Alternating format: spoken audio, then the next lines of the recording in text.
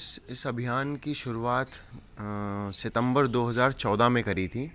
इस अभियान का नाम हमने sweet sparrow come back home रखा था। कारण ये था कि गौरैया हमारे घरों को छोड़ के कहीं दूर जा रही थी और गौरैया के साथ खासियत ये है कि वो हमारे घरों में रहना पसंद करती है। तो चूँकि हम उसे वापस बुलाना चाहते थे तो हमने अभियान को एक सिंबॉलिक नाम दिया, sweet sparrow come back home. तब से 2014 से 2022 आ गया है।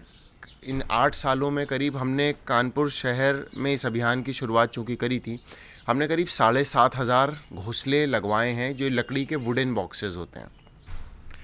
और ये वुडन बॉक्सेस कम से कम कानपुर के में अगर बात करें तो करीब 6,500 लोगों ने इन बॉक्सेस को लगाया है। किसी ने 1 लगाया, किसी ने 2 लगाया, अधिकतर लोगों ने 1 की संख्या में लगाया, लेकिन 2, 3, 10 कुछ घर ऐसे मैं आपको दिखा सकता हूँ जहाँ पर 20 से 25 बॉक्सेस हमने लगा रखे हैं। और इन बॉक्सेस का जो लगाने का पर्पस था वो सिर्फ ये था कि गौरैया चूँकि पुराने घरों में, छप्परों में, मुकुओं में घर बनाती थी, वो सब व्यवस्थाएं ख़त्म होती जा रही थी। तो गौरैया बड़े ख़तरनाक स्थान पर घोंसले बनाने लग गई जहाँ पर उनके बच्चे गिरकर मरने लगे।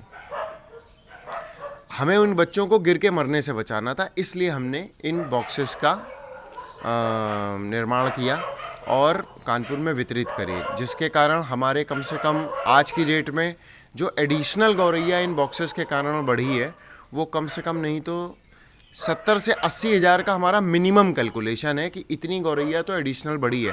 जैसे यहाँ पर भी आप ये पेड़ देख रहे हैं, ये 3 साल तक, ये पहले 4 साल पहले ये पेड़ नहीं थे, लेकिन गौरैया को जगह देने के लिए, छिपने के लिए, उनके बच्चों को छिपाने के लिए आरती मैम ने अपने घर में टाइल्स लगी थी, उनको कटवा करके यहाँ पर ये पेड़ लगाएं और आज आप देख रहे हैं कितना अच्छा दृश्य है।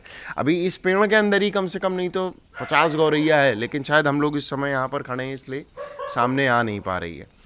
हम लोगों का दिनचर्या ये है कि पहले तो वही दाना पानी जहाँ जहाँ रखने होते हैं, सारे जो वॉलंटियर्स हैं, कम से कम इसमें 500 तो एक्टिव वॉलंटियर आज की डेट में जुड़ा है जो कम से कम अपने घर के स्तर पर नियमित सेवा करने का कार्य कर रहा है। और ग्राउंड पर करीब 15 से 20 लोग हैं जो ग्राउंड पर कार्य कर रहे हैं, थोड़ा डिस्टेंस कवर कर लेते हैं, लोगों को इन्फ्लुएंस कर लेते हैं। और उसके बाद जहाँ पर शेल्टर लगने हैं या किसी का कॉल आ गया तो उनको शेल्टर हम लोग प्रोवाइड कराने का काम कर देते हैं। और उससे ये संख्या लगातार पिछले 8 सालों में इतनी हद तक बढ़ गई है कि जहाँ पर बिल्कुल गौरैया की चूं चूं नहीं सुनाई देती थी, आज की डेट में आप लगातार कैमरे में आपकी आवाज़ आ रही होगी कि गौरैया की आवाज़ लगातार आपके कानों में गूंज रही है। तो यही इस अभियान की सफलता है।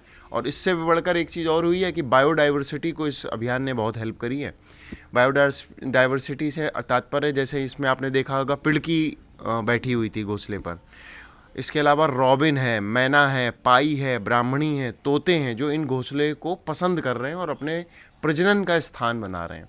तो करीब 10% ये सूचना भी रहती है कि इन वैरायटी ऑफ बर्ड्स ने और गिलहरियों ने, अगर पेड़ पे लग जाते हैं तो गिलहरियाँ बहुत इसको पसंद करती हैं बच्चों को जन्म देने के स्थान के तौर पर। तो ये इस अभियान की अभी तक के छोटे से अचीवमेंट्स रहे हैं।